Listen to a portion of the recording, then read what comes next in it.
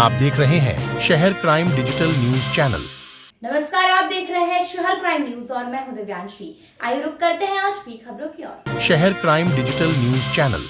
अपना दल एस की स्थापना दिवस समारोह में केंद्रीय मंत्री अनुप्रिया पटेल ने भरी हुंकार। राजपूत पैलेस के मैदान में दिखाई सियासी ताकत। उत्तर प्रदेश में 70 से अधिक सीट जीतने के लिए कार्यकर्ताओं को दिया जीत का मंत्र। अनुप्रिया को सुनने के लिए मैदान में मौजूद रही भारी भीड़। अनुप्रिया पटेल का बयान। आज उत्तर प्रदेश में तीसरी बड़ी पार्टी बनकर उभरे हैं। सामाजिक न्याय का एजेंडा हमारे दिल के करीब है। हम इसको लेकर कोई दिखावे की राजनीति नहीं करते हैं। सामाजिक न्याय के जो भी विषय समय समय पर आए हैं उसे राज्यों की विधानसभा से लेकर देश की संसद तक सदा उठाने का काम किया है। आज जिस मसले की पूरे देश में चर्चा हो रही है, जातीय जनगणना को लेकर अपना दल से अपने गठन के समय से लेकर ही इस विषय को उठाया है। जातीय जनगणना को लेकर समाजवादी पार्टी पर बरसी अनुप्रिया पटेल। कहा, उत्तर प्रदेश में कई बार सपा की सरकार रही, सपा ने क्यों नहीं कराई जातीय जनगणना?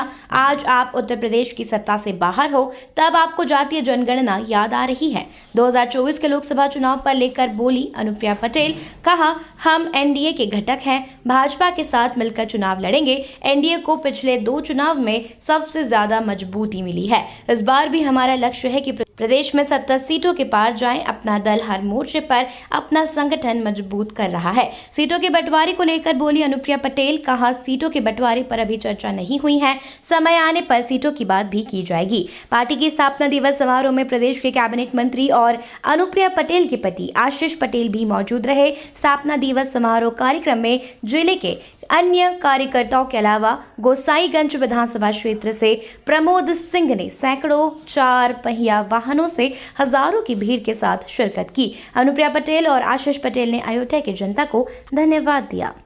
कि आप पीडीए के समर्थक हैं, पिछड़ा दलित आदिवासी के। एक बहुत बड़ा मसला था नीट की जो एग्जामिनेशन है मेडिकल की, उसमें ओबीसी आरक्षण नहीं लागू था। वो मसला उठता रहा। आप उस वक्त सरकार के साथ में थे, क्या आपने इस मसले को उठाया?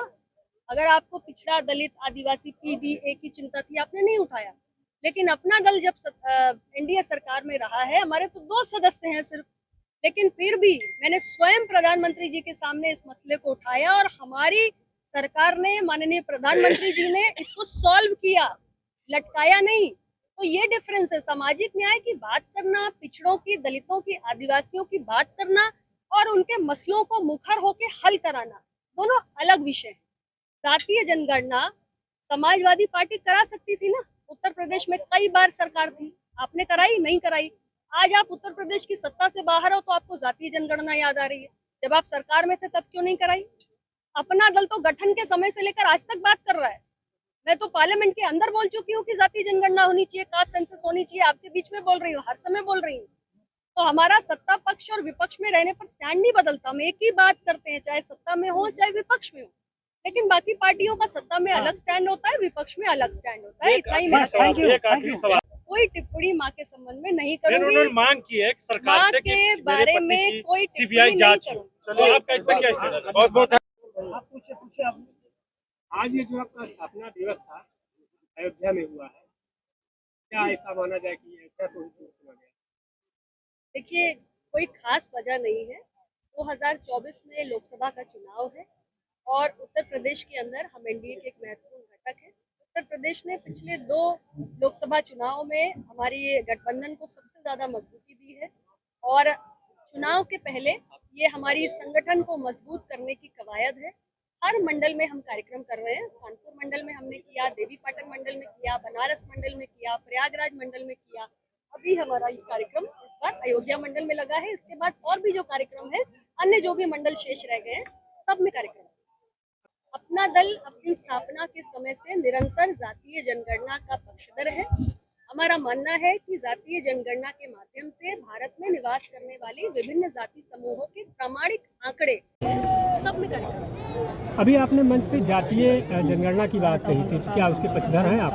अपना दल अपनी स्थापना के समय से निरंतर जातीय जनगणना का प्रचलन है। हमारा मानना है कि जातीय जनगणना के माध्यम से भारत में निवास करने वाले विभिन्न जाति समूहों के प्रामाणिक आंकड़े सरकार के और देश के सामने आएंगे, जिससे शासन सत्ता में सही ढंग से नीतियों का निर्धारण भी होगा और योजनाओं का लाभ भी उन लोगों तक पहुंचेगा जो अभी तक विकास की रोशनी से वंचित रहे। और लोकतंत्र समावेशी हो, सशक्त हो, इसके लिए ज़रूरी है कि जनगणना के अलग अलग जातियों के जातीय जनगणना के माध्यम से सही आंकड़े सामने आए। जब हमारे पास सभी जाति समूहों के सही आंकड़े होंगे तभी हम लोकतंत्र के सभी स्तंभों में उनकी भागीदारी को भी सुनिश्चित कर पाएंगे और लोकतंत्र को अधिक समावेशी भी बना पाएंगे।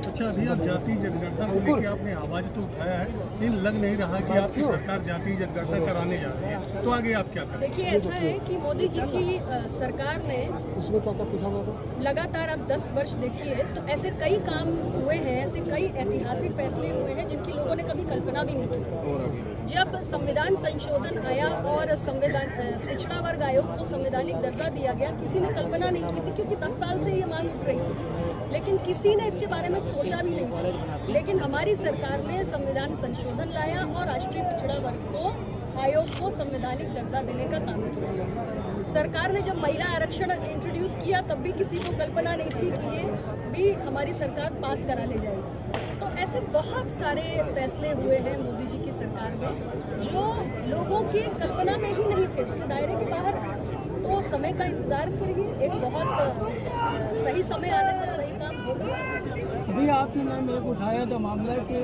हम जो है वो पिछड़ा वर्ग मंत्रालय की बात कर रहे हैं, तो ये मांग आपकी प्रधानमंत्री कितना सहमत है, कहाँ तक आपकी मांग पहुँच रही है? देखिए, मैं अपनी बात जो भी कह रही हूँ, हमारी बात संसद से लेकर भारतीय जनता पार्टी के शीर्ष नेतृत्व तक हमारी मांगे स्पष्ट रूप से हम बता चुके हैं, उनके जानकारी में है। कुछ मसलों का समाधान भी हुआ। मैंने आपको एक उदाहरण भी दिया कि नीट में ओबीसी आरक्षण का मसला मैंने प्रधानमंत्री जी के सामने उठाया था, उसका समाधान हुआ।